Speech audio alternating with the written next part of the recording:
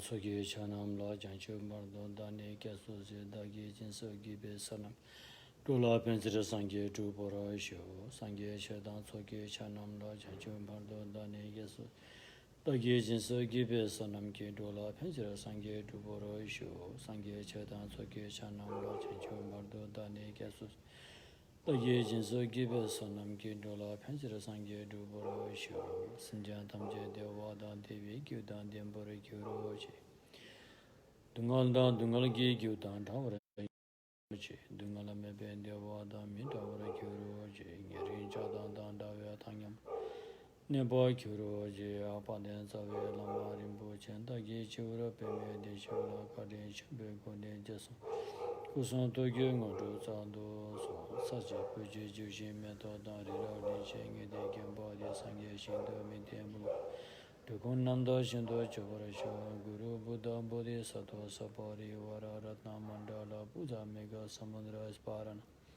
Sama ye huwa simjan namge sambada lo ye chada chidava chaja tomman dyaba cheke korolo korondo so सम्पूर्ण प्राणीको हितार्थ कल्याणार्थ सम्मा सम्बुद्धिगण प्राप्त गर्ने मनाचाहेको साथमा सद्धम्म त्यसमा सुनिदिनु हुन विनम्र अनुरोध गर्दछु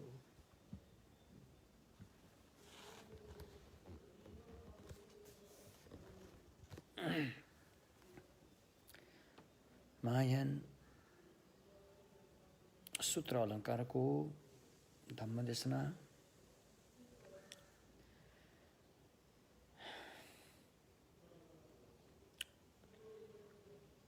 र भगवानको सद्धम्ममा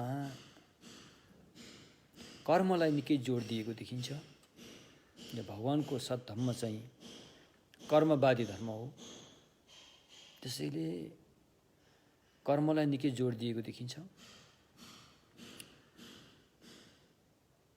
कर्म धेरै महत्त्वपूर्ण रहेछ शक्तिशाली रहेछ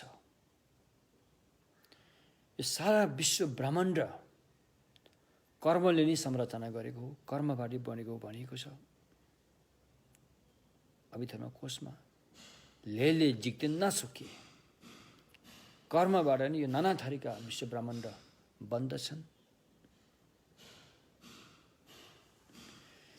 त्यो कर्म चाहिँ फेरि मनले बनाएको हुन्छ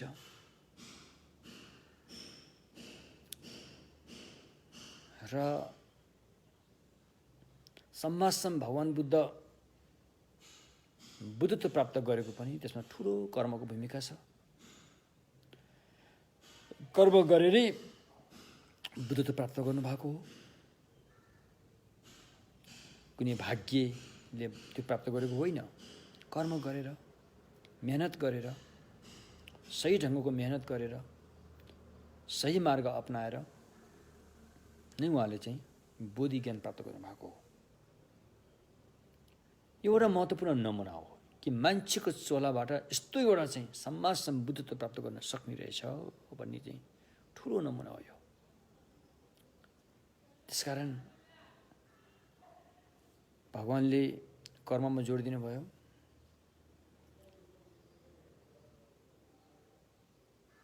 कर्म चाहिँ गरेपछि हुने कुरो हो नगरिकन कर्म बन्दैन कर्मलाई गर्नुपर्ने हुन्छ गरेपछि कर्म बन्दछ त्यसैले यसलाई चाहिँ संस्कार भनिन्छ द्विजे संस्कार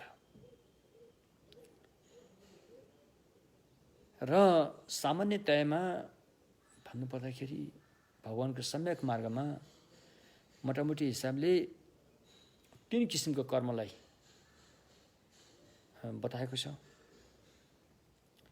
शरीरबाट गरेर हुने कर्म वचनले बोलेर गरिने कर्म र अनि मनले सोचेर गरिने कर्म यी 3 किसिमका कर्महरू मध्ये पनि मनको कर्मलाई चाहिँ फेरि धेरै महत्त्व दिएको देखिन्छ शरीर र वचनको कर्म पनि कर्म त हो तापनि मनको कर्म नै शक्तिशाली भएको भन्ने कुरा भगवानले आज्ञा भएको छ त्यसैले भगवानको सम्यक मार्गमा मानसिक कर्मलाई चाहिँ धेरै जोड दिएको छ। किनकि जबसम्म मन अगाडि बढ्दैन तबसम्म शरीर र वचनको कर्म यताउता हुन गए तापनि त्यो कर्म फल दिने खालको हुँदैन। त्यसैले मन नै प्रमुख हो।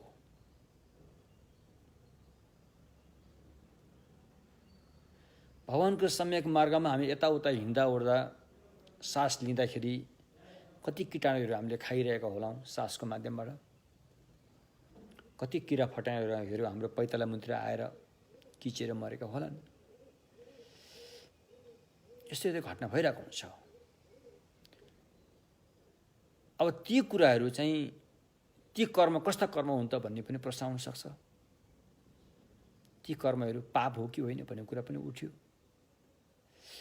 भगवानको सम्यक मार्गमा मनै प्रमुख भएकोले जबसम्म मनले तोकेर गर्दैन तबसम्म त्यो कर्म चाहिँ एक किसिमले कर्मसम्म त भन्न मिल्ला, तर फल दिन सक्ने खालको कर्म चाहिँ बन्दैन। भोलि गएर फल भोग्नुपर्ने कर्म हुनको लागि चाहिँ मनले तोकेर प्रयत्न गरेको हुनुपर्छ। अनि त्यसपछि शरीर वचनले गर्दछ।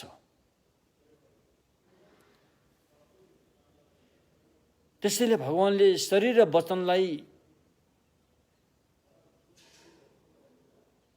तहलाउनु भन्दा पनि पहिला मनलाई तहलायो भने शरीर र वचन आफसे आफ तहलाएको हुनेछ, तह लाग्छ। यदि मनलाई तहलाउन सकेको छैन भने शरीर र वचनलाई जतिसुकै तहलाउन खोजे तापनि त्यो धेरै गाह्रो कुरो हो। त्यसैले भगवानले चाहिँ शरीर वचन मन मध्ये मनलाई जोड दिनुभयो। भनेको छ नि, राङ्गी सम्नि योंसु दुल दिने सङ्गीत्यम पाइ सचित्त परियोद परम यदान बुद्धन शासनम। मनलाई विनित पार्न सक्यो भने, मनलाई तहलाउन सक्यो भने, मनलाई बसमा पार्न सक्यो भने सबै बसमा हुन्छ। बाहिरको केही बाँकी रहँदैन।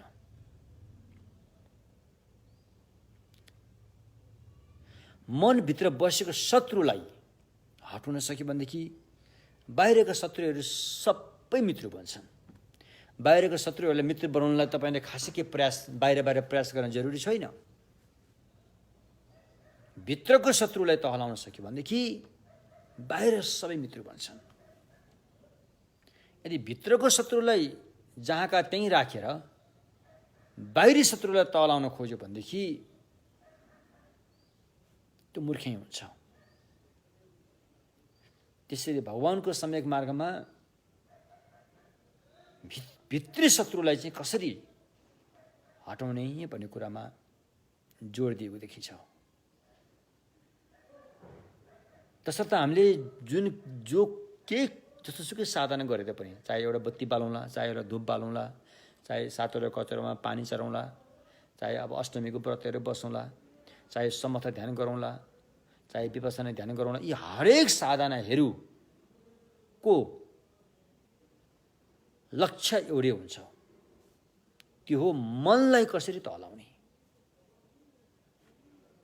तपाईँले गरेको यी साधनाहरूबाट मनलाई तहलाउने तर्फ तानिएको छ कि छैन? त्यसरी तानिएको छ भने तपाईँको अभ्यास चाहिँ भएको छ। तर मन एकातिर साधना अर्कोतिर कुदिरहेको छ भने त्यो मात्र कर्मकाण्डमा नै सीमित रहन्छ। त्यसको उपलब्धि भनेको जस्तो हुन्न। त्यसैले महान कल्याण मित्रहरूले भन्नुभएको छ मतिशोधन ग्रन्थहरूमा, छेनम गोपाचिक्त 2 हामीले गरेको जति पनि धर्म भनेर हामीले गर्छौँ, साधनाहरू गर्छौँ, यसको सबै लक्ष्यको बिन्दु एउटै हो। त्यो हो असन्तुलित मनलाई कसरी सन्तुलनमा ल्याएर बसमा पार्ने र मनलाई तहलाएर मनको मैला पखाल्ने, त्यही नै हो कुरो। किनकि सारा संरचनाहरू चाहिँ मनबाट भइरहेको छ। यी हाम्रा, यी तिम्रा, यी मेरा, यी तेरा, यो मेरो घर, यो म हरेक कुरामा हामीले म जोड्दै लगेको हुन्छ। हरेक कुरामा हामी म जोड्दै लगेको हुन्छ। यसरी हरेक कुरामा म जोड्दै लगेपछि तर हामीलाई त अहिलेसम्म थाहा पनि छैन कि त्यो म भन्ने कहाँ छ, त्यो हामीलाई थाहा पनि छैन, कहीँ देखेको पनि छैन। हामीले थाहा नपाए तापनि नदेखे तापनि हामीले जबरजस्ती गरेर हुन्छ कि बानी बिगारेर हुन्छ कि जहाँ पनि हामीले म भन्ने जोड्ने गरेका छौँ। मै राम्रो, मै ठिक, मै पवित्र, मै। यदि आफू गल्ती भए तापनि हामीले अर्कोको गल्तीलाई औँल्याएर अनि हामी आफूलाई चाहिँ फेरि हैन निर्दोष साबित गर्न चाहन्छौँ। अधिकांश हाम्रो नेपाली समुदायको पारा के छ भन्दाखेरि चाहिँ उसको केही गल्ती कुरा कसैले गर्यो कि म गल्ती, उसले पनि गर्यो नि त, अनि त्यसले पनि गर्यो नि त, उसले पनि गरेको छ नि त भनेर यो औँला ठड्ने हाम्रो बानी नै छ। यो नराम्रो संस्कार बसेको छ। आफ्नो गल्तीलाई सुधार्दा कहाँ हो अरूको गल्तीलाई चाहिँ औँल्याउँदै जाने होला। बाहिरी कुरामा ती कुराहरू कतिपय ठाउँमा सही जस्तो पनि लाग्ला, तर भगवानको सम्यक मार्गमा त्यो गलत, टोटली गलत।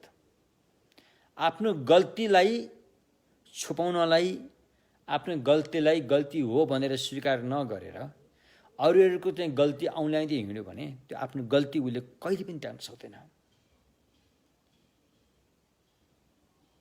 भगवानको सम्यक मार्गमा पापलाई पाप हो भनेर स्वीकार गरेपछि मात्रै पाप काटिन सक्छ।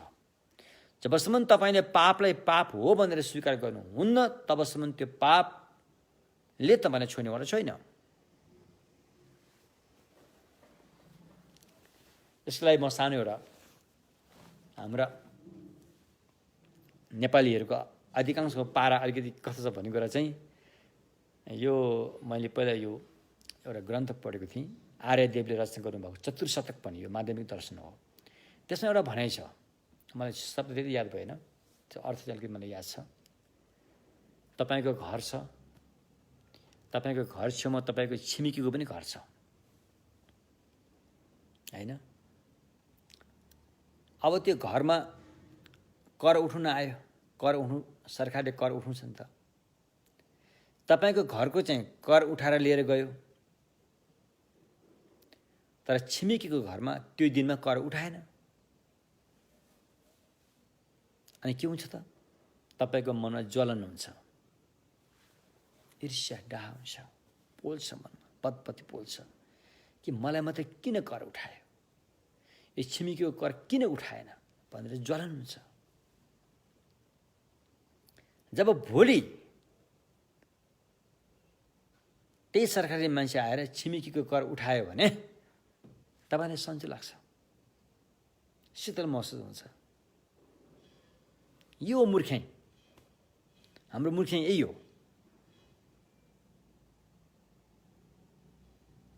हामी वास्तविकताबाट दूर भयौँ। वास्तविकता के हो त भन्दाखेरि त्यो छिमेकीको कर सरकारले उठाएर लए पनि त्यो करको पैसा तपाईँले पाउने त होइन। त्यो छिमेकीको कर सरकारले उठाएर नलए पनि त्यो करको पैसा तपाईँले पाउने त होइन, तर पनि तपाईँलाई ज्वलन हुन्छ, ईर्ष्या डाहा हुन्छ। हो, यो हाम्रो पारा यस्तो भइरहेछ। तसर्थ नराम्रो कुरा पनि सबैले मान्ने भने राम्रो रे, त्यो खालको पाराहरू छ हाम्रो। हामी जहिले पनि वास्तविकताबाट हामी चाहिँ पछि हट्ने गरेका छौँ। जब हामी वास्तविकताबाट पछि हट्छौँ तब हामीले चाहिँ झुट्ठो नक्कली खोक्रोलाई सत्य भनेर, सत्य हो भनेर भनी ठानेर पक्रिरहेका हुन्छौँ। अनि हर क्षण त्यसबाट हामीले धोका खाइ नै रहेका हुन्छौँ, किनकि त्यो त वास्तविकता त होइन, त्यो त झुठो हो। त्यसैले कर्म, शरीर वचन मनले गरेको कर्म मध्ये मनले गरेको कर्म चाहिँ धेरै शक्तिशाली हुन्छ।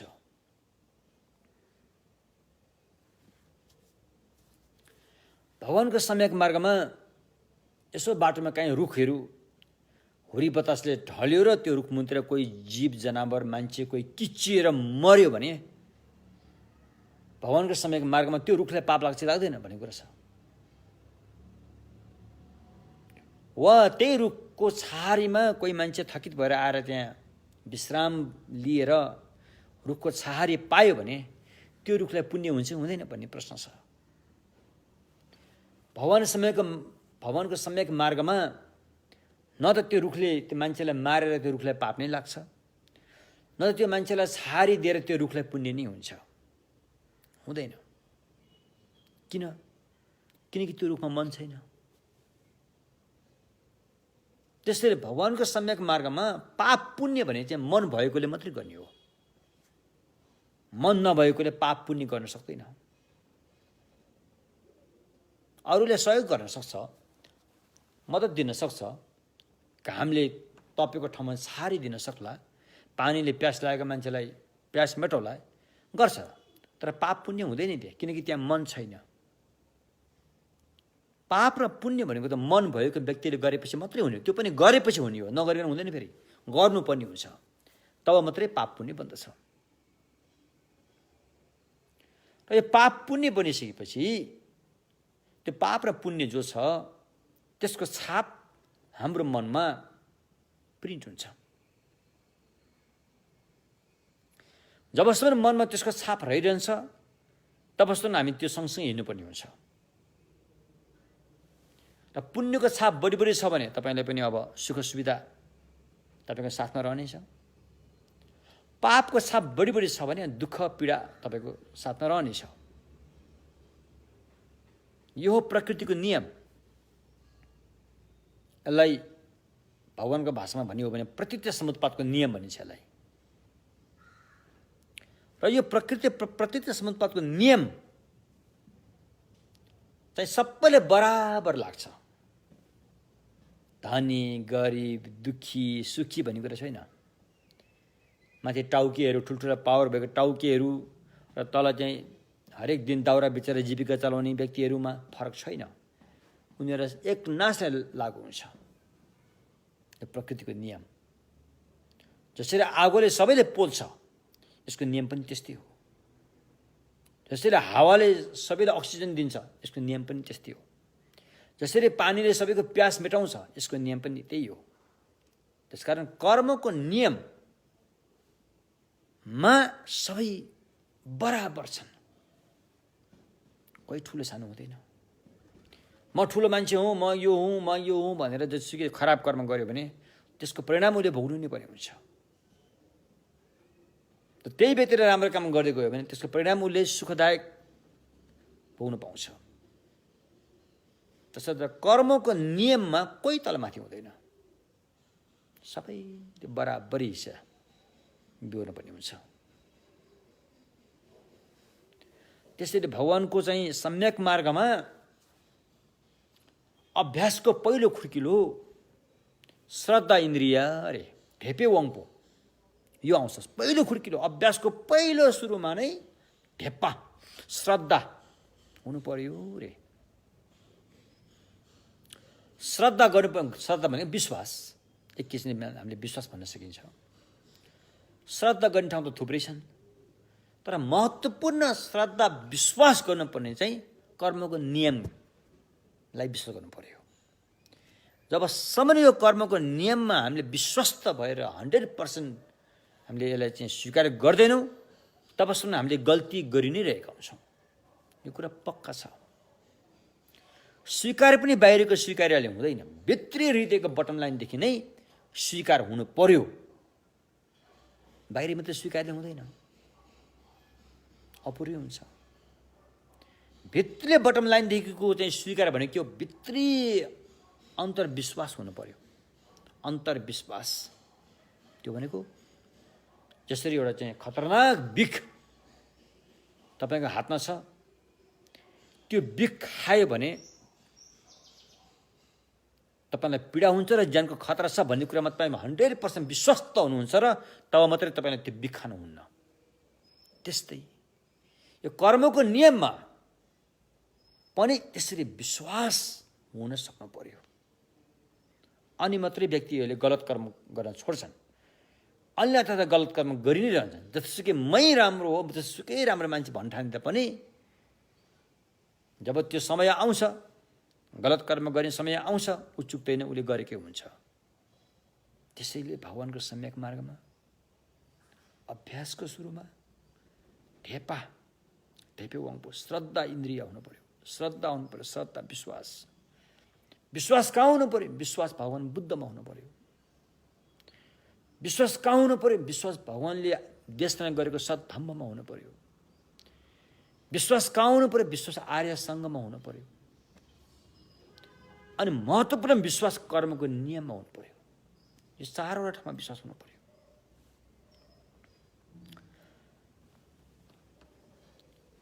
बुद्धमा विश्वास भनेको के हो? बुद्धमा विश्वास भनेको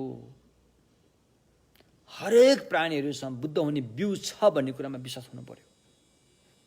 हरेक प्राणीहरूमा, धनी, गरिब, पशु, प्राणी, देवता, जति पनि प्राणीहरू छन्, भगवान बुद्धलाई अब छोडिदिउँ, उहाँ बुद्ध भइसक्यो, उहाँलाई अलग आएर बाँकी जति पनि प्राणीहरू छन्, चाहे आर्य बुद्धिसत्व नै किन नहोस्, चाहे अरहत नै किन नहोस्, चाहे सामान्य नर्गलोको प्राणी किन नहोस्, हरेक प्राणीहरूसँग बुद्ध हुने बिउ छ भन्नेमा विश्वास हुनु पर्यो। त्यो पनि अन्धविश्वास होइन, सही विश्वास। युक्ति सङ्गत प्रस्तुत गरेर, ठोस प्रमाण प्रस्तुत गरेर प्रमाणित भएपछि मात्रै गर्ने विश्वास हो यो फेरि। न कि अन्धभक्त भएर, न कि हाम्रा भगवानले भनेका छन् भनेर, न कि हाम्रा त्यहाँ जातिले मान्दै आएका छन् भनेर, न कि हाम्रो त्यहाँ रीतिरिवाजमा चलेको छ भनेर, न कि हाम्रो चाहिँ के अरे चाडपर्वमा मान्दै आएको छ कि भनेर, न कि हाम्रा चाहिँ गुरुहरूले भनेका छन् भनेर, न कि हाम्रा चाहिँ धार्मिक शास्त्रमा यो कुरा उल्लेख गरेको छ भनेर। त्यसरी होइन। सही आफ्नो विवेक, विचारले विमर्श प्रस्तुत गरेर, चिन्तन मनन गरेर, चिन्तन मननको लागि युक्तिसङ्गत प्रस्तुत गरेर ठोस प्रमाण हो रहेछ भने पुगेपछि मात्रै कुरा खतम, स्पष्ट भयो। विश्वास त्यसमा हुनु पर्यो। र जब व्यक्तिहरूमा बुद्धको बिउ छ, यो बिउ सही सलामतसँग यसमा हैन हावा पानी राम्रोसँग पर्यो भनेदेखि बिरुवा उम्रिन्छ। यसमा विश्वास हुनु पर्यो। त्यो बिरुवा उमार्ने प्रक्रिया चाहिँ भगवानले बताउनु भएको छ, भगवानले त्यसमा गर्नुभएको छ। कसरी अभ्यास गरेर हाम्रो मनमा भएको बुद्धको बिउलाई बिरुवाको रूपमा चाहिँ उमार्दै लाने, विकास गर्दै लाने भन्ने कुरा भगवानले आज्ञा भएको छ। यसरी त्यो बिरुवा उम्रिँदै गएपछि एक दिन त्यहाँबाट फसल, अनाज फल्छ। त्यो अनाजले धेरैको हित हुने काम गर्छ।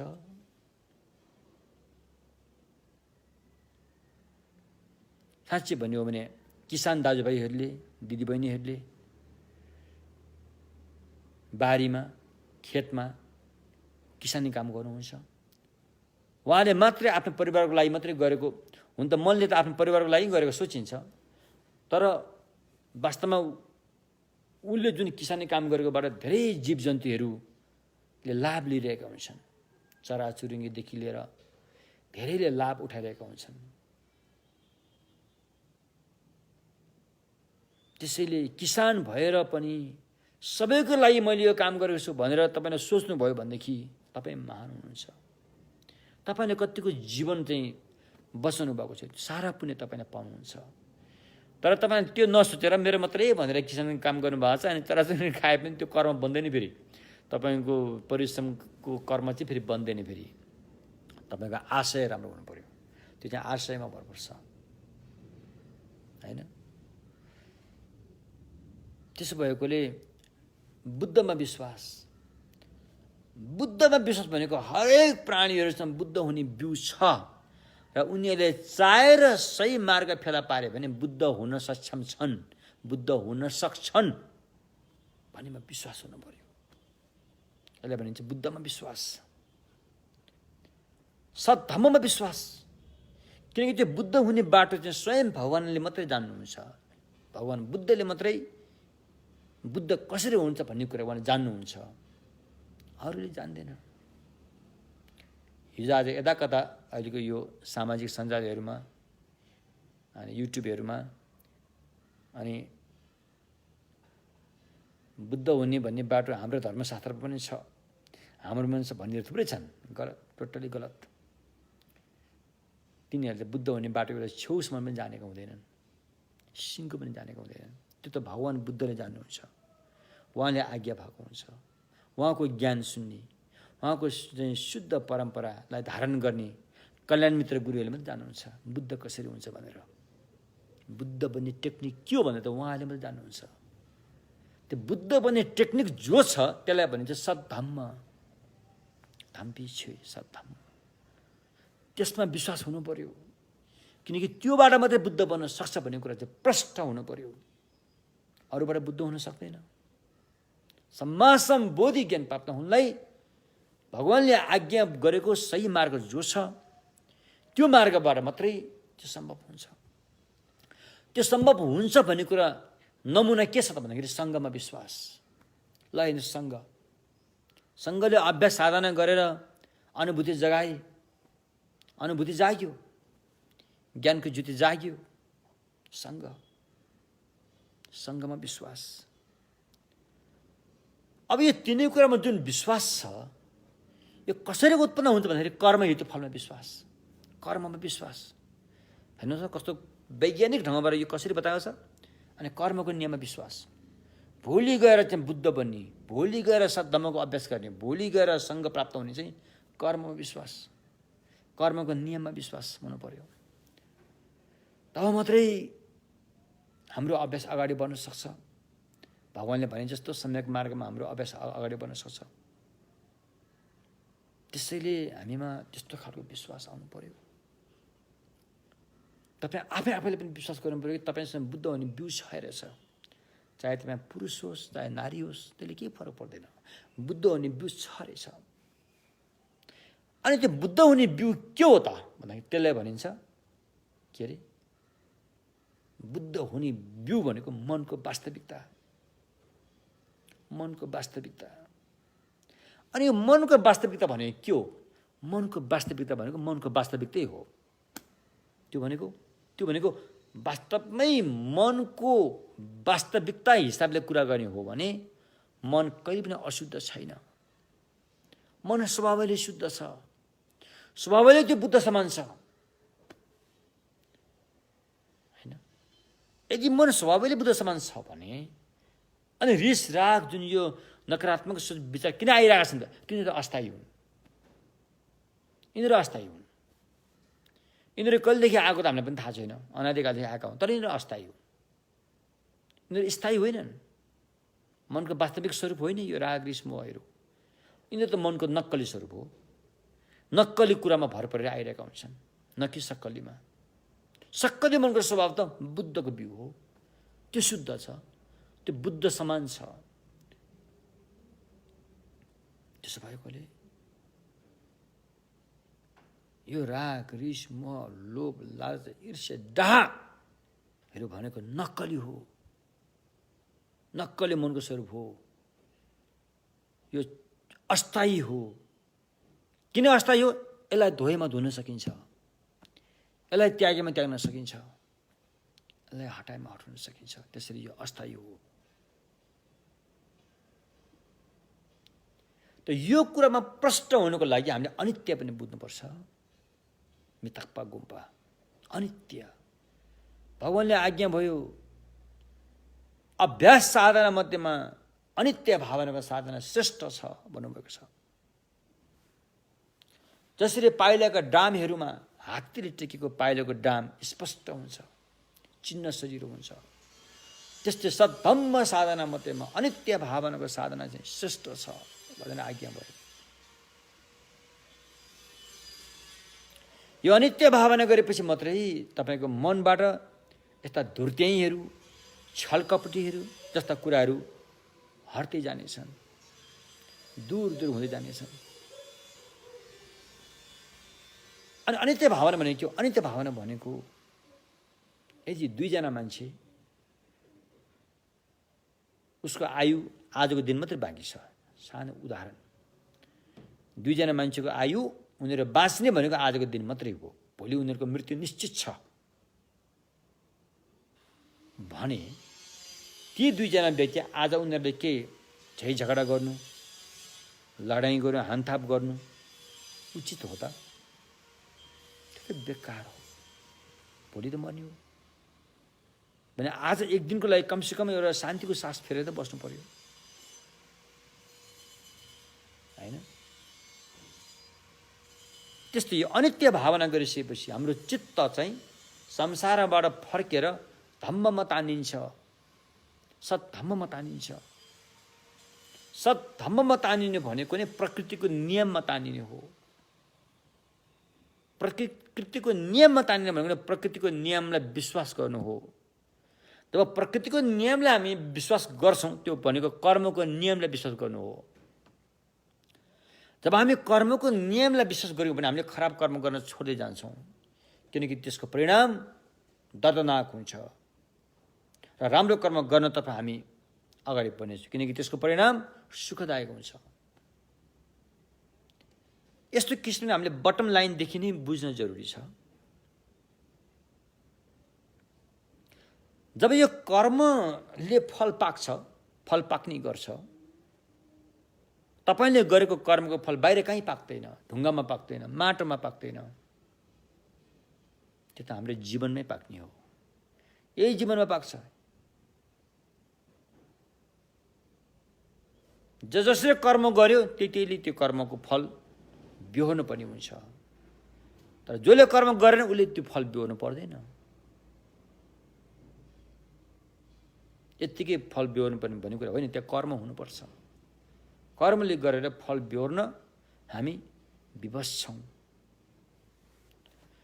तसर्थ यिनी कुरालाई अतिरिक्त रूपमा मैले बताएँ अभ्यास गर्दाखेरि। र हामीले अस्ति हिजो हाम्रो प्रवचन भएन, अर्कै प्रोग्राम भएकोले अस्तिको प्रवचन हामीले थोरै मैत्री ध्यान गर्न सिकाएका थियौं। हाम्रो यो कडा ढुङ्गा जस्तो मनलाई कोमल कोमल कसरी बनाउने भन्ने बारेमा चाहिँ मैत्री भावना गर्न सिकाएका थियौं। यो भावना तपाईले हरेक दिन गर्नुपर्ने हुन्छ। एक दिन मात्रै गर्यो भने त्यो पुग्दैन, बालुवामा पानी हाले जस्तो हुन्छ। त्यसैले भलै 10 मिनेटले किन नहोस्, 15 मिनेटले किन नहोस्, यसो समय निकालेर दिनमा एकपल्ट तपाईले मैत्री भावना गर्न सिक्नुपर्छ। मैत्री भावना गर्नुपर्छ। र आजको हाम्रो धम्म देशना छ यी मैत्री भावनाहरूसँगै आबद्ध भएको हो।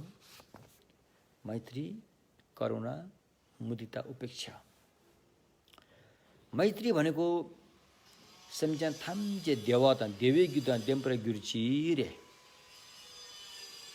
सबै प्राणीहरूले सुख पाउनु पर्यो रे। त्यो पाउनको लागि सुख पाउने काम गर्नु पर्यो रे। देवी ग्यु भनेको सुख पाउने काम, कर्म। सुख पाउने कर्म गरेपछि मात्रै सुख पाइन्छ, अन्यथा सुख पाइँदैन रे। किनकि यो मैत्री अभ्यास पनि कर्ममै भर पर्दो रहेछ। सुख पाउने कर्म भनेको कुशल कर्म हो रे, राम्रो कर्म, पुण्य कर्म भनिन्छ। कुशल भनेको गेवा। अब हाम्रो गाउँघरमा त यो शब्दलाई अलिकति गलत ढङ्गले प्रयोग गर्ने भइसके। गेवा भनेपछि मान्छे मर्दाखेरि गर्ने कामलाई मात्रै गेवा भन्ने त्यो शब्द त्यहाँतिर प्रयोग गर्न थालिसक्यो। वास्तवमा गेवा भनेको त त्यो मरेको काम मात्रै गेवा होइन, कुशल कर्म, राम्रो कर्म।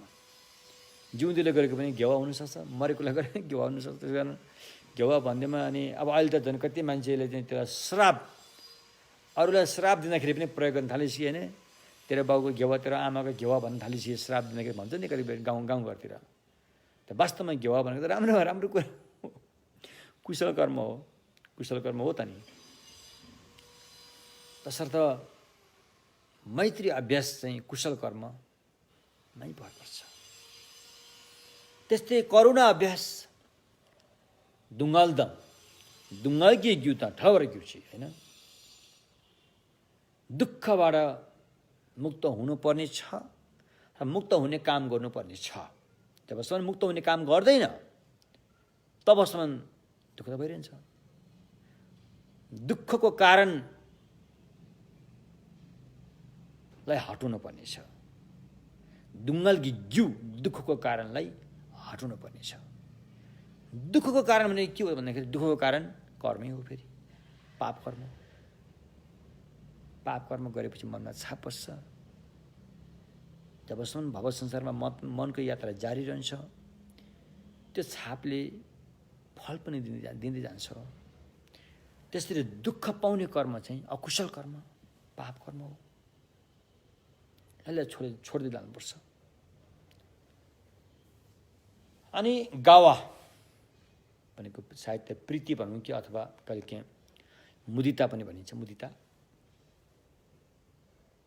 दुङ्गल मेपे देवा मिठल गरेको जो व्यक्ति सुखमा पुगे, सुखमा कायम रहन सकोस् भनेको। जो व्यक्ति सुखमा पुगे सुखबाट वञ्चित हुन नपरोस् भनेको।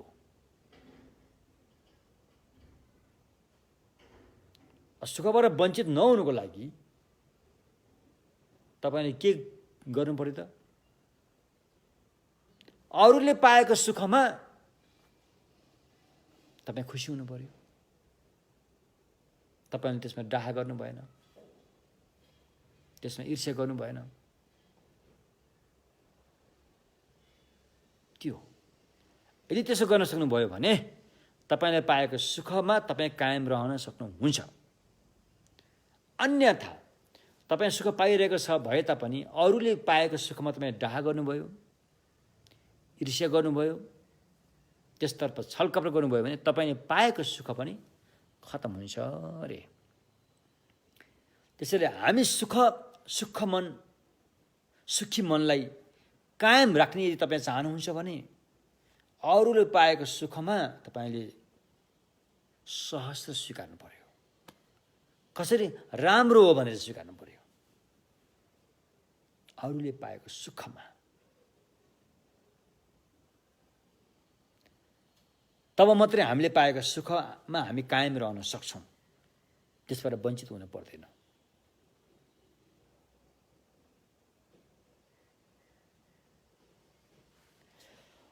त्यसपछि आयो चौथो उपेक्षा भावना, ताङयुम। न्येरिङ छादाङ धङ डलवे ताङयुम लन्ने परेको छ। न्येरिङ न्यावाला छक्पा, रिवाला दावा, नजिकका आफन्त पक्षमा आसक्ति, टाढा शत्रु पक्षमा घृणा, हैन, अथवा दुष्टचित्त भयो भने हाम्रो मन भड्किन्छ अनि मन अशान्त हुन्छ अनि सुख कहाँबाट पाउँछ? त्यसैले न्येरिङ छादा नढलवे आफन्तप्रतिको आसक्ति र शत्रुप्रतिको घृणाबाट मुक्त भएर मनलाई एकनासको भावनामा कायम राख्नु।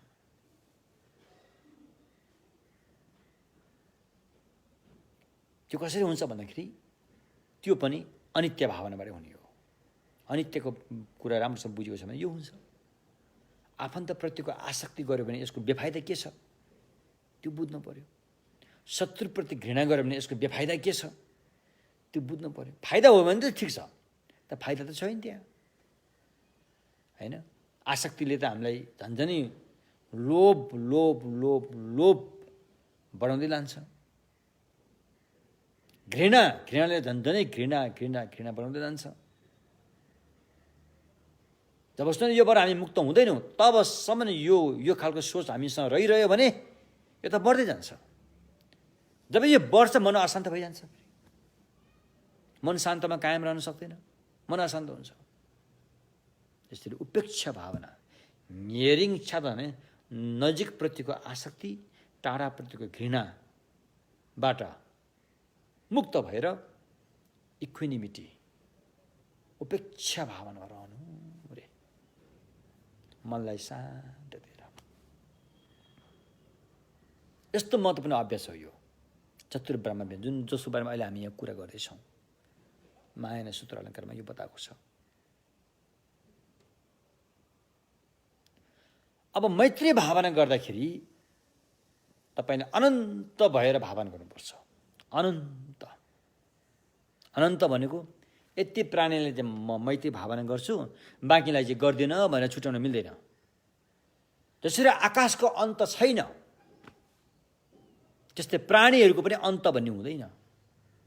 त्यसलाई भनिन्छ अनन्त। अन्त त त्यसको हुन्छ जसको छेउ छ, तर आकाशको छेउ छैन र आकाशको अन्त छैन।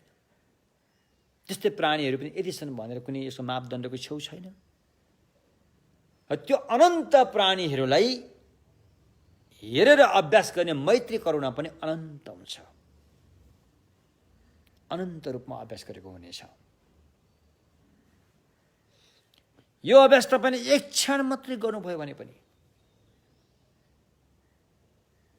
एक क्षण मात्रै,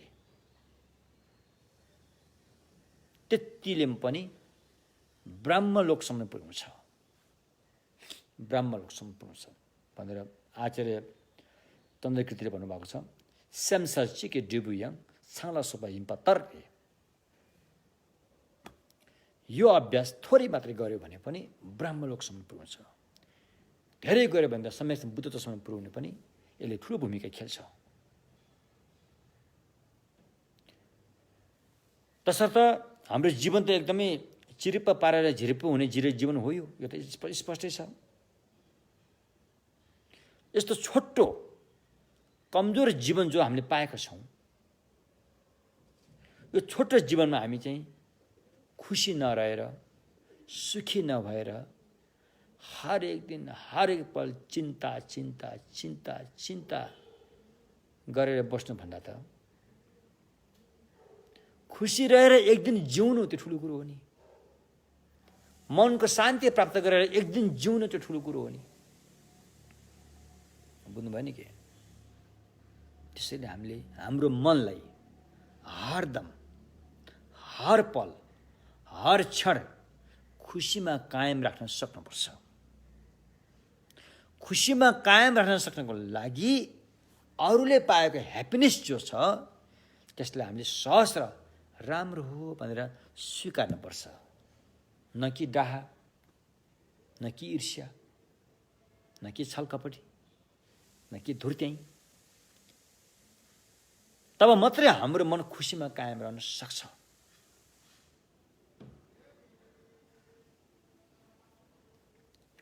एक किसिमले हामीले सामान्यतया भन्ने हो भने पनि हाम्रो सुख, हाम्रो खुसियाली हामीमा मात्रै भर परेको हुँदैन, धेरैको हातमा भर परिरहेको हुन्छ। त्यो धेरैको हातमा भर परिरहेको हुन्छ।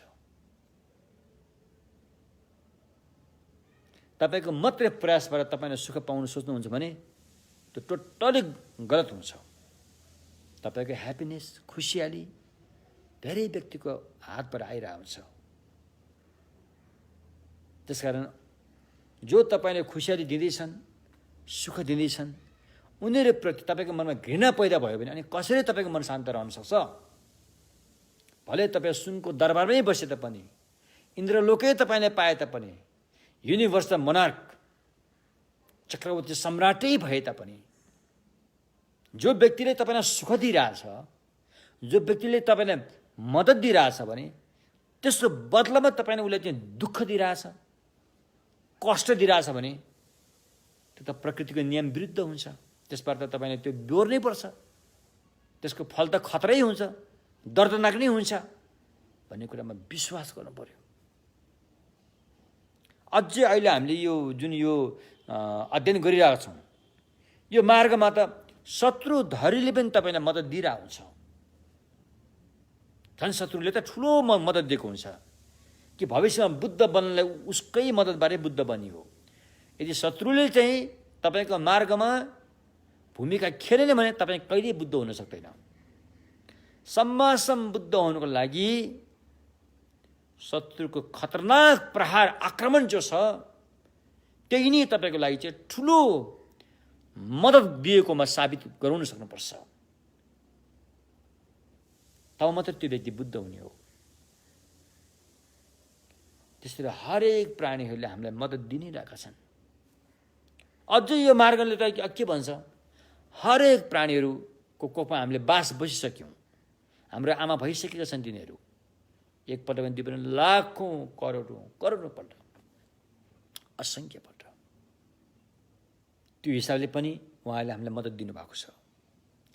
यसरी मद्दत दिएका व्यक्तिहरूले केही सुख पाएकोमा, केही प्रशंसा पाएकोमा तपाईँले डाहा गर्ने, तपाईँले उसले ईर्ष्या गर्ने? जुन काम त तपाईँले गर्नुपर्ने थियो त्यो, उनीहरूलाई सुख दिने काम त तपाईँले गर्नुपर्ने थियो, तपाईँको कर्तव्य हो। झन् तपाईँले गर्नुपर्ने काम अरूले गरिदिएर उनीहरूले सुखको महसुस गरिरहेका छन् भने तपाईँ त खुसी हुनुपर्छ नि। हो, मेरो काम त अर्कोले गरेछ नि, एकदम कस्तो राम्रो हो, झन् खुसी हुनुपर्छ। न कि त्यसको बदलामा डाहा, ईर्ष्या, धुर्त्याइ, छलकपटी, त्यो उचित त होइन नि त। तसर्थ हामी भित्री हृदयको बटम लाइनदेखि हामीले मैत्री अभ्यास, करुणा अभ्यास, यो अभ्यास त काँतरको अभ्यास होइन, साहसिलो व्यक्तिको अभ्यास हो। साहसिलो, तपाईँको मनमा साहस आउनु गर्नुपर्छ, न कि काँतर। तसर्थ माया सूत्र अलङ्कारले जुन मैत्री, करुणा, मुदिता, उपेक्षाको कुराहरू यहाँ उठान गरिएको छ, यो हाम्रो हरेक पाइलामा हामीले लागू गर्न सक्नुपर्छ। किनकि तपाईँ एउटा सानो दुःख पनि चाहनुहुन्न, सानो सिनको पनि तकलिफ तपाईँ चाहनुहुन्न। यदि नचाहने हो भने, तपाईँ सुखमै कायम रहन चाहने हो भने यी अभ्यासहरू गर्नुपर्छ। अरूबाट तपाईँले यो कुरा त पाउँदैन, धन सम्पत्तिबाट यो पाउँदैन, भौतिक विकासबाट पनि पाउँदैन, चन्द्रमामा गएर बसे पनि पाउँदैन। यो त मनबाट उत्पन्न गर्नुपर्छ। बाहिर किनेर पाउने कुरो होइन, मागेर पाउने कुरो होइन। यस्तो चिज तपाईँले उत्पन्न गर्न सक्नुभयो भने तपाईँ हरदम खुसी हुन सक्नुहुन्छ, हरदम आनन्दै आनन्द। जब मन खुसी हुन्छ, आनन्द हुन्छ, तब त्यहाँ एक किसिमको मङ्गलमय वातावरण हुन्छ, मङ्गलमय वातावरण हुन्छ। शारीरिक पनि स्वास्थ्य लाभ भएर आउँछ, शारीरिक स्वास्थ्य पनि लाभ भएर आउँछ, इम्युन सिस्टम पनि बढ्दै जान्छ, होइन? मन एकदम स्वस्थ हुन्छ। तसर्थ अब हामीले कसरी चाहिँ हरदम खुसी भएर रहन सक्ने त्यसतर्फ तपाईँले ध्यान दिनुपर्छ, होइन? अब अहिले अधिकांश हामीले धर्म देशमा सुन्ने गृहस्थी वर्गहरू धेरै भएको मैले पाएको छु।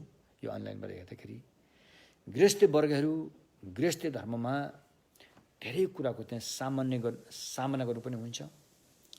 च्यालेन्ज त्यत्तिकै छ, परिवारको माहौल, बालबच्चा हुर्काउने, कमाउने, सबै कुरा सकेपछि बल्ल धम्म गर्ने भन्ने एउटा अवसर जस्तो यसो आउँछ, त्यो पनि हामीले चुकिसकेका हुन्छौँ, भने जस्तो गर्न सकिरहेको हुन्छ। धेरै गाह्रो छ। तर तपाईँले यो सिस्टम, यो टेक्निक राम्रोसँग बुझ्नु भएको छ भने तपाईँले दैनिक गर्ने जीवनचर्यालाई नै तपाईँले रूपान्तरित गरेर अभ्यासमा तान्न सक्नुहुन्छ। सानो उदाहरण, होइन? अधिकांश गृहस्थीहरूको घरमा बालबच्चा जन्मिन्छन्, जन्मेको बालबच्चालाई हुर्काउनुपर्छ बाबुआमाले। बाबुआमाको 85% जीवन त त्यसमै खर्चिनु पर्ने हुन्छ बालबच्चाको लागि। र त्यो बालबच्चा 18-19 वर्षमा हुर्काउँदाखेरि तपाईँको जीवन खुसी हुन्छ कि दुःखी हुन्छ? कुरो त्यो अधिकांशलाई दुःखी भइरहेको हुन्छ। आफूले ताक्यो मुडो, बन्चरले ताक्यो घुँडो भने जस्तै। आफूले ताक्यो बालबच्चा राम्रो होस्, बालबच्चा बिग्रेर जान्छ उता फेरि, त्यहाँ पनि तपाईँ दुःखी हुनुहुन्छ। भनेको बालबच्चाले मान्दैन, अटेरी हुन्छ, तपाईँलाई दुःख लाग्छ। तपाईँ त याद गर्नुहुन्छ है, पहिला हाम्रो बच्चा, हामी बचपन हुँदाखेरि हामीले यसरी पढ्न पायो भने कस्तो हुन्थ्यो होला, हामीले त त्यो अवसर पाएनौँ नि। यो बालबच्चाले यस्तो अवसर पाएर पनि किन गरिरहेका छन्, किन पढिरहेका छन् भनेर तपाईँ दुःखी हुनुहुन्छ।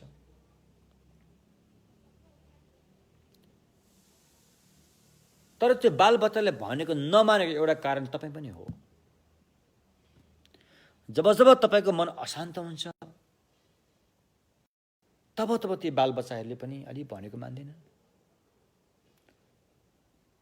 त्यो अर्कै किसिमको माहौल बन्छ। जब जब तपाईको मन खुसीका साथ गदगद भएर बस्छ तब तब ती बालबच्चाहरू पनि राम्रो भएर जान्छन्। एवं प्रकारले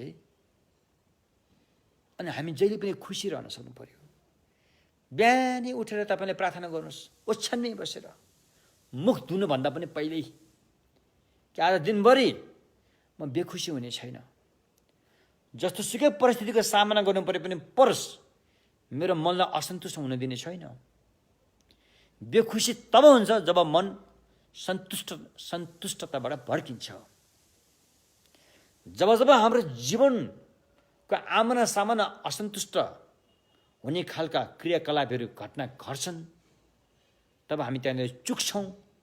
चुक्न साथ के हुन्छ त, मन सन्तुष्ट अवस्थाबाट असन्तुष्टमा अधोगति भइहाल्छ।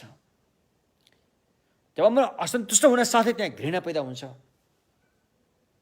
अविश्वास पैदा हुन्छ, डर त्रासहरू पैदा हुन थाल्छन्, अनि त्यो अझै माथि गएपछि रिस पैदा हुन्छ, क्रुद्ध पैदा हुन्छ, क्रोध पैदा हुन्छ।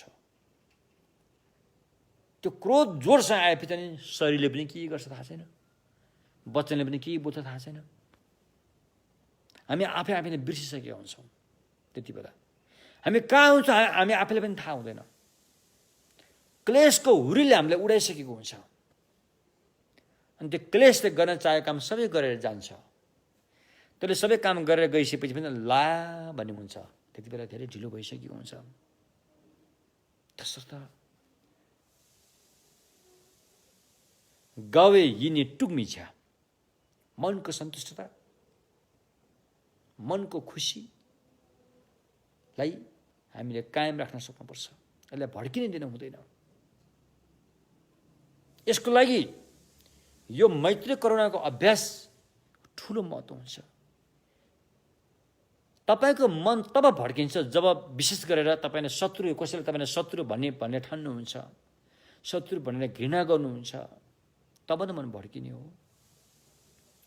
यो मैत्री अभ्यासले हरेक शत्रुलाई आफन्त देख्छ, आफ्नो नजिकको देख्छ, जीवनको धेरै नजिकको देख्छ। यो मैत्री अभ्यासले हरेक प्राणीहरू, चाहे त्यो शत्रु नै किन नहोस्, उसले तपाईलाई धेरै गुण देख्छ। तपाईको जीवन हुर्काउनलाई उसले ठुलो मद्दत दिएको तपाईले पाउनुहुन्छ। यसरी यो अभ्यास पर अगाडि बढ्दै गएपछि हरेक शत्रुहरू तपाईको आफन्त मित्र भएर आउनेछन्। जब शत्रु नै मित्रको रूपमा देख्न थालिसकेपछि अनि मनको असन्तुष्टता सन्तुष्टता भड्किँदैन, मनमा घृणा पैदा हुँदैन, अविश्वास पैदा हुँदैन। नभएपछि मन त सुखमा कायम रह्यो, खुसीमा कायम रहन सक्यो नि त। यसरी बुझ्नु पर्यो र यो अभ्यास हामीले गर्नुपर्छ। म थोरै फेरि हामी त्यो अभ्यासलाई दोहोऱ्यौँ आज पनि। तपाईहरु को हुनुहुन्छ यो अहिले अनलाइनमा बस्ने, आफ्नो आसनमा बस्नु होला, अस्तिका जस्तै गरी बस्नु होला। यदि बाबा आमाहरू अलिकति हुन्छ, खुट्टामा अलिकति घुँडाको दर्द आउँछ भने तपाईँ कुर्सीमाथि बसे पनि हुन्छ, पनेटी कस्नै जरुरी छैन। यदि स्वस्थ खुट्टा भएका छन् भनेदेखि भुइँमा बस्नुपर्छ। कुसन राम्रो अलिकति आरामदायक कुसन राखेर बस्नु होला। तर यो ध्यान साधना गर्दाखेरि एउटा कुरा चाहिँ बिर्सन हुन्न, त्यो मेरुदण्डलाई चाहिँ सिधै पार्नुपर्छ। मेरुदण्ड चाहिँ सिधा पार्नुपर्छ। हुन त वृद्ध भइसकेका व्यक्तिहरूको त अब ढाड कुप्रिसकेको हुन्छ, तैपनि आफूले सके अनुसार सिधा बस्ने कोसिस गर्नुपर्छ। बस्ने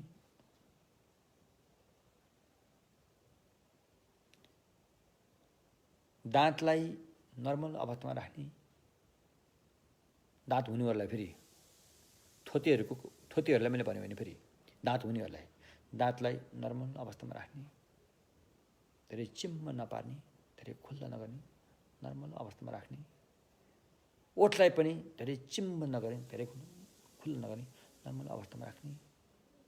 सक्नुहुन्छ भने, यदि सक्नुहुन्छ भने जिब्रोलाई माथिपट्टिको दाँतको पछाडि ल्याएर थपक्क त्यो राखिदिने, जस्तो तालु भनिन्छ, तालुपट्टि ल्याएर थपक्क त्यसरी राखिदिने, माथिपट्टिको दाँतको पछाडिपट्टि ल्याएर राखिदिने। त्यसो गऱ्यो भने थुक आउँदैन। थुक नआएपछि थुक निल्नु पर्दैन, किनकि थुक निल्दाखेरि घुटुक्क हुने आवाज आएकोले फेरि त्यहाँ मन भड्किन्छ फेरि। त्यसरी थुक आउन नदिनुको लागि जिब्रोलाई माथितिर ल्याएर ठ्याक्क माथिपट्टिको दाँतको भित्री भागपट्टि टच गरेर ठपक्क राखिदिने। आँखा चाहिँ नाकको टुप्पातिर यसो हेर्ने। नाक चुच्चो छ भने है, फेरि नाक थेप्चे भएकोले फेरि नाकको टुप्पा हेर्न अलिक गाह्रो हुन्छ। अलि धेरै हेर्ने, धेरै दूर नहेर्ने, यसरी हेर्नु होला। सासलाई आफै गएको त्यसलाई थपक्क एकछिन बस्छ। र हिमाली बौद्ध परम्परामा कुनै पनि ध्यान बस्नुभन्दा पहिला दूषित वायुलाई फ्याँकेर वायुको शुद्धतामा अपनाउन जरुरी छ। त्यसरी यो लुङ्गो गुठुक पनि दूषित वायु फ्याँक्ने एउटा साधना हुन्छ। त्यो साधना अस्ति पनि मैले गरेँ, आज पनि गरेर देखाउँछु। हात यसरी उठाउनुहोस् त, अनि यो साइले औँलाको फेदमा बुढी औँलालाई ठ्याक्क छोएर हल्का मुठी पार्नु, धेरै टिममा पारेन, हल्का मुठी पार्ने। यसलाई ल्याएर घुँडामाथि थपक्क घोप्ट्याएर राख्ने, यसरी शरीरले सिधा पार्ने। एकछिन मनलाई आराम दिने, त्यहाँ रिल्याक्स गर्ने। अब हामीले यो दूषित वायु फ्याँक्ने योग गर्दैछौँ। दुई हातलाई बिस्तारै तिग्रा हुँदै तानेर माथि ल्याएर यसरी कम्मर हुँदै ल्याएर छातीसम्म ल्याउने। छातीमा आएपछि दुई हात जोडिन्छ, जोडेको गरेर देब्रेतर्फ हुत्याउने, यसरी हुत्याउने।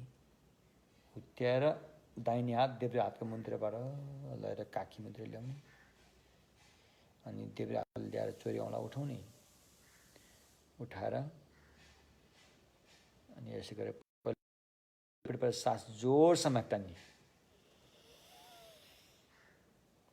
देब्रे बन्द गरेर दाहिनेबाट फेरि सास फ्याँक्ने। सास फ्याँक्दाखेरि गहुँको दाना जस्तो गरी फ्याँक्नुपर्छ। सुरुमा बिस्तारै, बिचमा अलि जोडसँग, अन्त्यमा बिस्तारै। सास तान्दाखेरि पनि गहुँको दाना जस्तो गरी तान्नु, सुरुमा बिस्तारै, बिचमा जोडसँग, पछि बिस्तारै। त्यसपछि यसरी 2-3 पटक।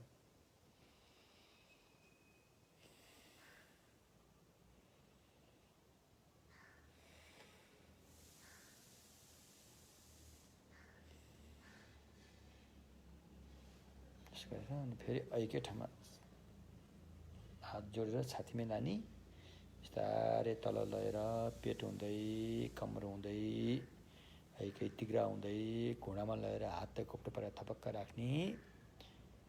बिस्तारै मुठी खोल्नुहोस् अनि आराम गर्नुहोस् एकछिन।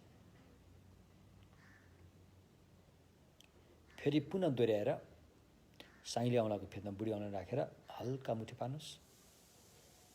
फेरि अघि जस्तै घुँडा, तिग्रा, कम्मर, पेट हुँदै माथि छातीसम्म दुई हात ल्याउने, अनि दाहिनेतर्फ हुत्याउने, यस्तो गरेर हुत्याउने। हुत्याएर देब्रे हात दाहिने हातको मुन्तिर पारेर बिस्तारै खिचेर काखी मुनि ल्याउने। फेरि दाहिने हातको चोरी औँला उठाउने, अनि यहाँबाट फेरि जस्तो सास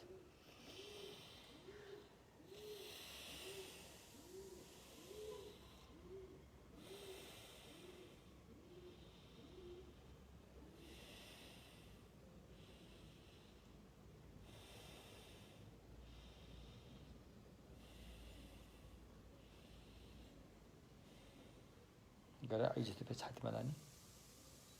छाती हुँदै, पेट हुँदै, कम्मर हुँदै, तिग्रा हुँदै, घुँडा माथि ल्याएर घोप्टो पारेर अहिले जस्तै बिस्तारै मुठी खोल्ने।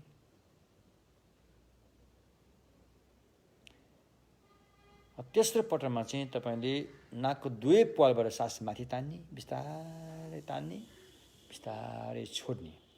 जब सास माथि तान्दाखेरि अहिले जस्तै फेरि साइले आउनको फेदमा बुढी आउनु राख्यो बिस्तारै मुठी पार्ने सास तान्दाखेरि सास छोड्दाखेरि बिस्तारै मुठी छोड्ने यसो गरेर फेरि 5-7 पटकसम्म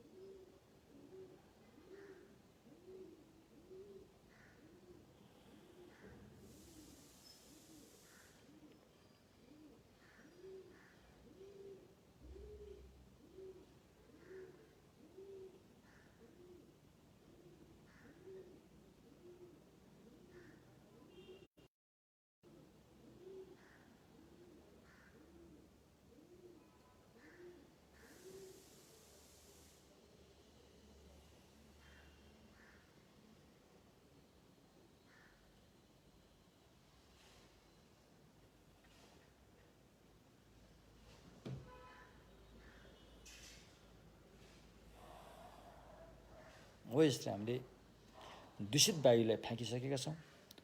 अब हाम्रो श्वास प्रश्वास शुद्ध भइसकेको छ। अहिले जस्तै ध्यानको मुद्रा देब्रे हत्केलामा दाहिने हातलाई राखेर थपक्क ध्यानको मुद्रामा बस्नु होला। मेरुदण्डलाई सिधै पारेर कायम राख्नु होला। अब हामी यो भड्केको चित्तलाई चञ्चल चित्तलाई एक ठाउँमा ल्याउने कोसिस गर्नेछौँ। मेहनत पस्किनेछौँ। यसको लागि हाम्रो मन सासमा लगेर थपक्क राख्न जरुरी छ। यो भनेको तात्पर्य सासले हाम्रो शरीरलाई छोएको महसुस गर्न जरुरी छ।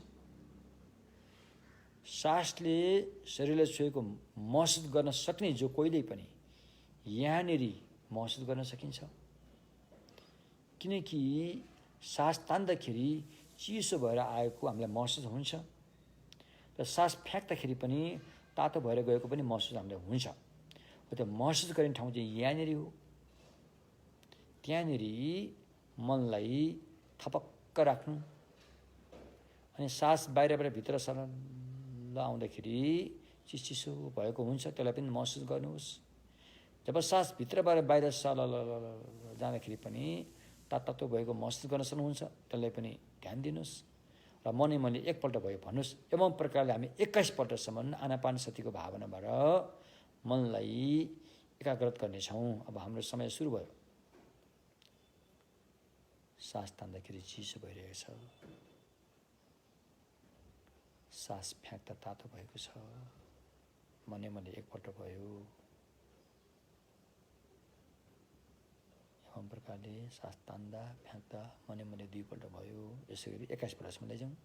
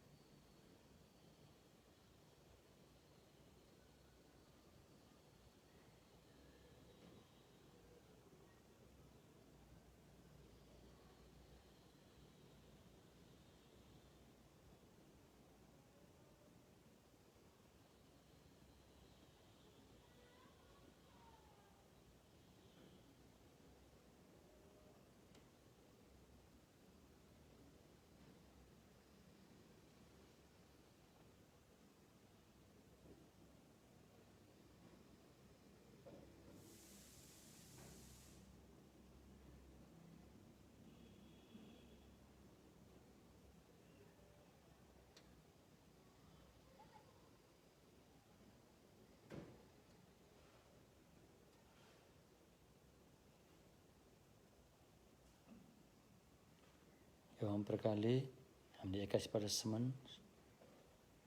आनापानको हिसाबले छरिएको मनलाई सासमा ल्याएर थपक्क राखेर एकचित्त गर्ने कोसिस गर्यौं। अब हामी मैत्री स्मरण गर्नेछौँ। सबभन्दा पहिला सम्पूर्ण प्राणीहरूलाई कुनै न कुनै बेलाको हाम्रा आमा भइसकेको कुरालाई विश्वस्त भएर, ती आमाहरूले हामीलाई गुण लगाइसकेको कुरालाई विश्वस्त भएर, त्यो गुणलाई फर्काउन पर्ने हाम्रो कर्तव्य भएको कुरामा महसुस गरेर अब हामी मैत्री भावना गर्नेछौँ। यसको लागि सबभन्दा पहिला तपाईँले अगाडिपट्टि आफूलाई जन्म दिने बुबा आमादेखि लिएर आफन्त कुटुम्बहरूलाई सम्झनुहोला।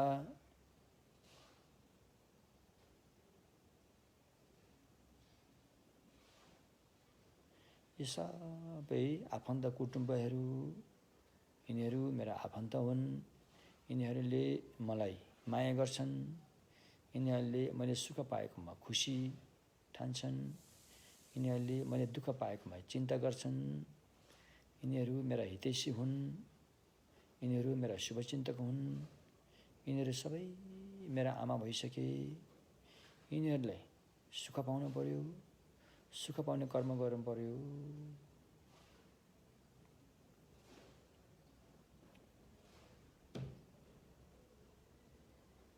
Semjen thamje dewa dan dewe gyudan denpare gyuru je.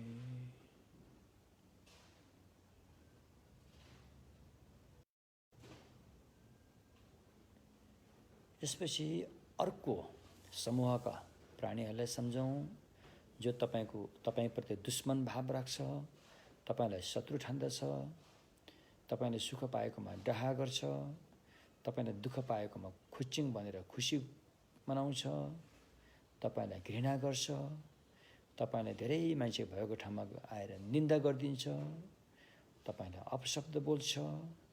ती शत्रु भाव राख्नेहरू पनि मेरा पहिला आमा भइसक्नु भएको छ। हामीले उहाँहरूको कोखमा बास बसिसकेका छौँ। उहाँहरूले हामीलाई उत्तिकै गुण लाउनु भएको छ जतिको यो जुनको आमाहरूले लाउनु भएको छ। तसर्थ ती शत्रु हुन पुगेका सबै प्राणीहरू पनि सुख पाउन्, सुख पाउने कर्म गरौँ।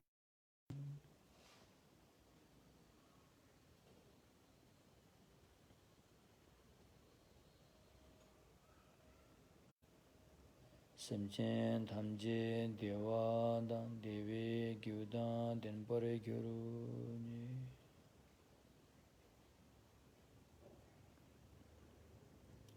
यसपछि तेस्रो समूहका व्यक्तिहरू जो तपाईलाई चिन्दैन, तपाईले पनि उनीहरूलाई चिनेको महसुस गर्न सक्नुहुन्न। यी नचिनेका व्यक्तिहरूलाई यहाँ तटस्थ भनिन्छ। र तटस्थ भएका ती प्राणीहरूले तपाईले सुख पाएकोमा पनि चासो दिँदैन, तपाईले दुःख पाएकोमा पनि चासो दिँदैन।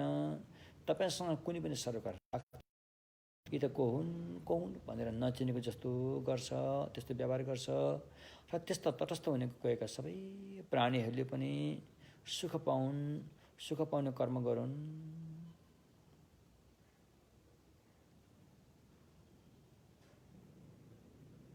Semchen thamje dewa dan dewe gyudan denpare gyuru ni.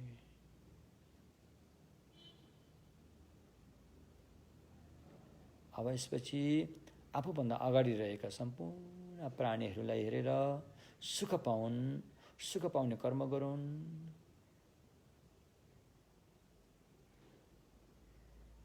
Semchen thamje dewa dan dewe gyudan denpare gyuru je.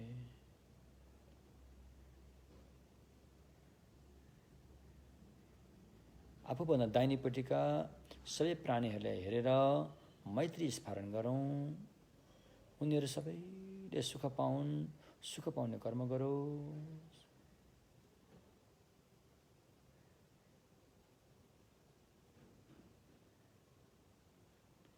Semchen thamje dewa dan dewe gyudan denpare gyuru je.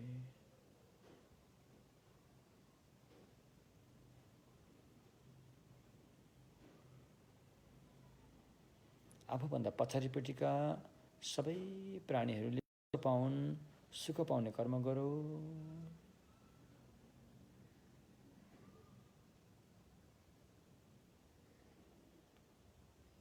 Semchen thamje dewa dan dewe gyudan denpare gyuru je.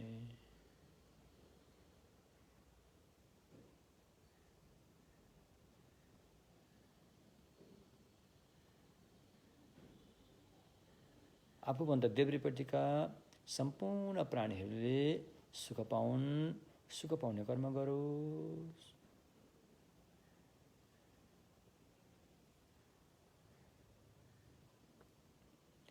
Sanjaya thamje dewa da devi gyuda denpare gyuru.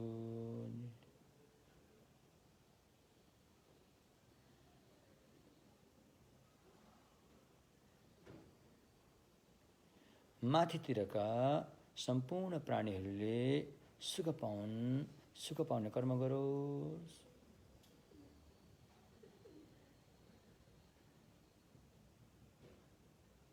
Sanjaya thamje dewa da devi gyuda denpare gyuru.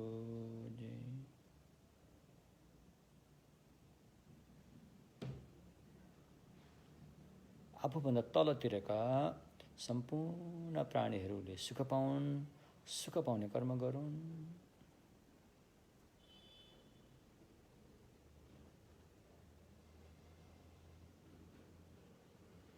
Sanjaya thamje dewa da devi gyuda denpare gyuru.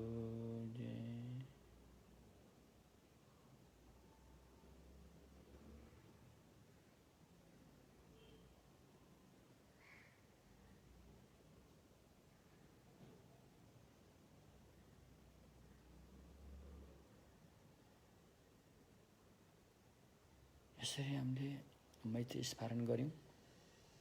अब हामी तोङलेनको अभ्यास गर्नेछौँ। हामीले सास फेर्दाखेरि सास माध्यमबाट हाम्रो जति पनि सकारात्मक कुराहरू छन्, हाम्रो ज्ञान, करुणा, यश, ऐश्वर्य, श्री, सम्पत्ति, जति पनि छन् पुण्य कर्महरू सेतो प्रकाश भएर आएका सम्पूर्ण प्राणीहरूलाई निर्धक्कसँग नडराइकन सर्लक्कै दिएको सम्झिने र सास लिँदाखेरि उनीहरूसँग भएको नकारात्मक कुराहरू, राग, रिस, मोह, डाह, ईर्ष्या, रोग, क्लेश आदिहरू सबै कालो मुस्लो रूपमा नडराइकन सर्लक्कै आफूले लिएको सम्झिने अनि मनै मनै एकपल्ट भयो भन्ठान्ने। यसरी बिस्तारै सास फेर्दाखेरि सेतो प्रकाश तपाईसँग भएको सबै राम्रो पक्षहरू उनीहरूमा गए, उनीहरूले त्यसलाई उपभोग गरे। सास लिँदाखेरि उनीहरूसँग भएको नराम्रो कुराहरू कालो मुस्लो भएर आएर सर्लक्कै आफूले लियो। मनै मनै एकपल्ट यसो गरेर हामी 21 पल्टसम्म यो तोङलेनको ध्यान गरौँ। पहिला दिएकोबाट सुरु गर्नुपर्छ अनि दिएको सुख उता दिने, पीडा दुःख यता लिने।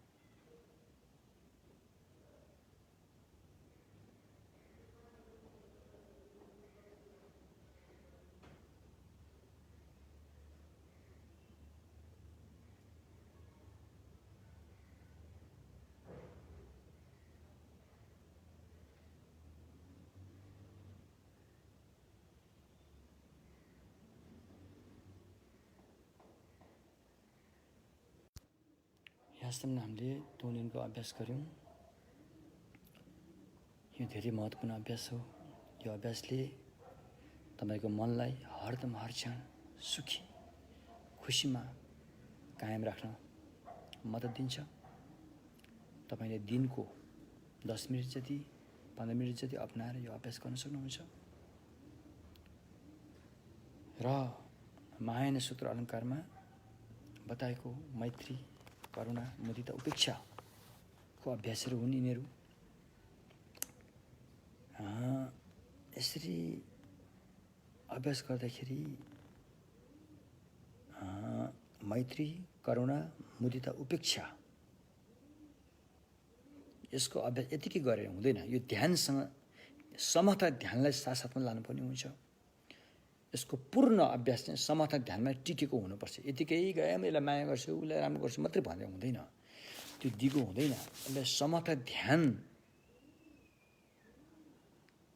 आधार बनाएर अनि त्यसपछि यो अभ्यास गरेर लानुपर्ने हुन्छ। अनि मात्रै यो अभ्यास दिगो हुने गर्दछ। र महायान सूत्र अलङ्कारमा यसको आधारलाई समता ध्यान भनिन्छ। र सुरुमा यो अभ्यास गर्दाखेरि प्रतिपक्ष दरिलो हुन्छ। तपाईको अभ्यास कमजोर होला, त्यसलाई उसले ढाल्न खोज्छ। यो स्वाभाविक कुरा हो।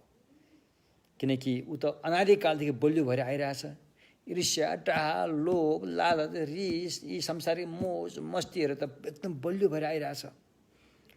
तपाईको त भर्खरको यो कलिलो अभ्यास हो, बेबीको अभ्यास हो, सानो बच्चाको अभ्यास हो। यो उसले स्वाभाविक रूपमा तपाईँलाई ढाल्छ। तपाईँको हार भए जस्तो लाग्छ। तर यो हार भए तापनि यो सच्चाइमा आधारित छ। यसको पक्षमा सच्चाइ छ। त त्यसको पक्षमा जेसुकै बलियो भए तापनि त्यो सच्चाइमा आधारित छैन। रिस राग मोह इच्छा त्यो चाहिँ झुटोमा टिकेको छ। त्यसरी सच्चाइमा जेसुकै अलिकति ढाल्न खोजे तापनि त्यसले यो बलियो बन्दै जान्छ। किनकि यसको आधार बलियो छ। त्यसरी यो ध्यानमा रहेको हुन्छ। सुरुमा त्यसले यता ढाले जस्तो हुन्छ। बीचमा आएपछि बराबरीको हुन्छ। त्यसपछि त यसकै जित हुन्छ। यो अभ्यासको जित हुन्छ।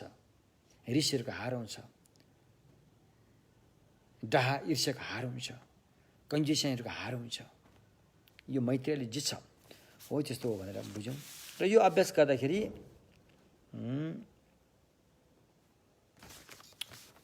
चल र अचल दुई किसिमको अभ्यास बताएको छ यहाँ। दुईटी यही एउटै अभ्यास हो। जब जब हामी अभ्यास ध्यान गर्छौँ तब तब हामीलाई समस्याको सामना गर्नु पर्दाखेरि बेला बेलामा त्यो समस्याले हामीलाई बिथुलिरहन्छ। त्यसलाई चल भनिन्छ। अस्थिरको अवस्था हो त्यो। जब अभ्यासको योग अगाडि बढ्दै जान्छ अनि त्यस्ता कुराहरू आएर पनि यो अडिग रहन्छ, अटल रहन्छ, त्यसपछि यो अचल हुन्छ। त्यसकारण अहिले हाम्रो अभ्यास भनेको चलको अवस्था हो। यो स्वाभाविकै कुरा हो। र यसलाई हामीले अगाडि बढ्दै गएपछि यो अटल हुन्छ, अचल हुन्छ। हाम्रो जित हुँदै जान्छ। यसमा हामी विश्वस्त हुन जरुरी छ। विश्वस्त हुनुपर्छ हामीले। त्यसपछि गएर ध्यान समता ध्यान गरेपछि त्यहाँ स्वाद लिने हुन्छ। फेरि आनन्दको स्वाद भन्ने हुन्छ। हेर्नुहोस् है, फेरि भगवानको सम्यक मार्गमा ध्यानबाट आनन्द त आउँछ, तर आनन्दको स्वाद लिन हुँदैन।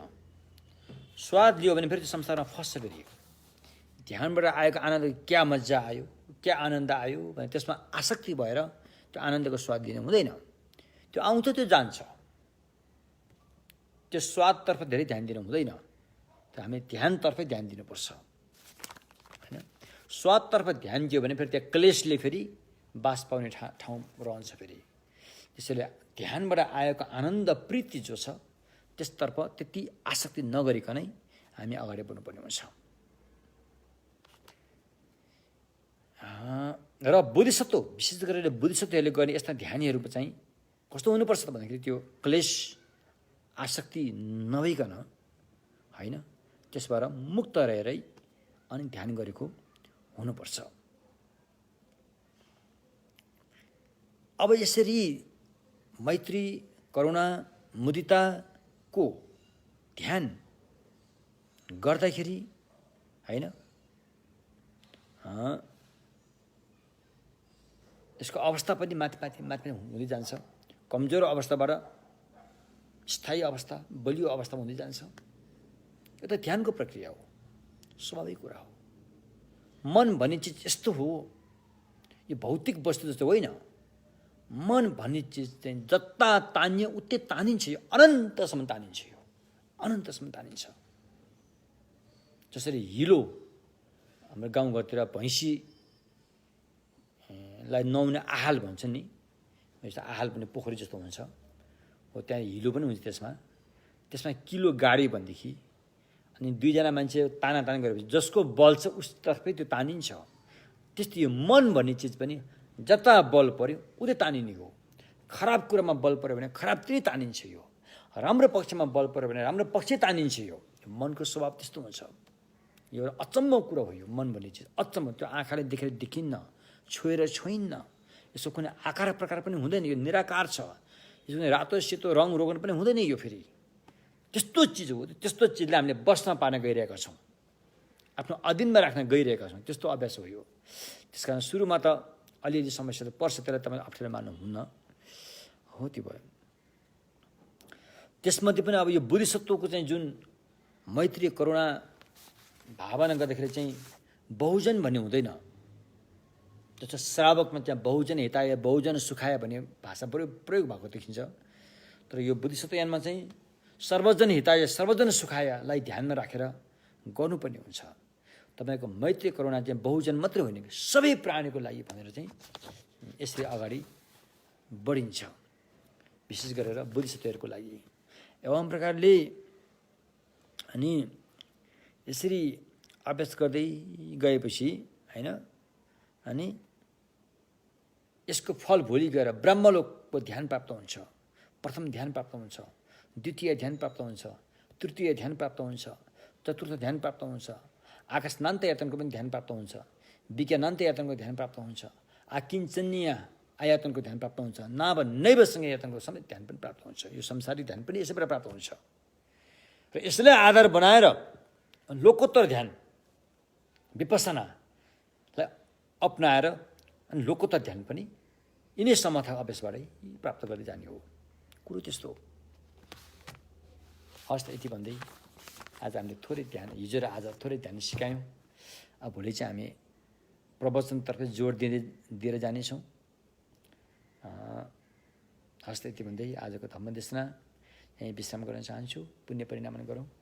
सोनम दिए थम्जे शिवा न्ये थम्ने न्ये वेदना फम्जे नि केगा नाचे बलन ठुबा सिपे छलेन डोवा डोलो वरा येशु